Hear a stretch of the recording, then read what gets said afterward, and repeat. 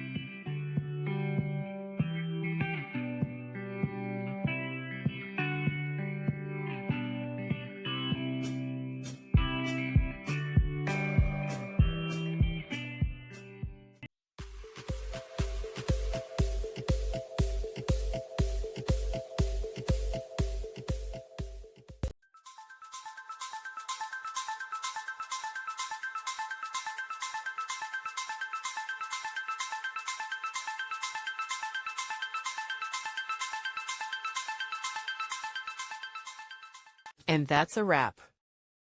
I hope you found the answer you were looking for. If you did, take a second to hit that subscribe button. It really helps out. And let me know in the comments which solution worked best for you. See you next time in the debug zone.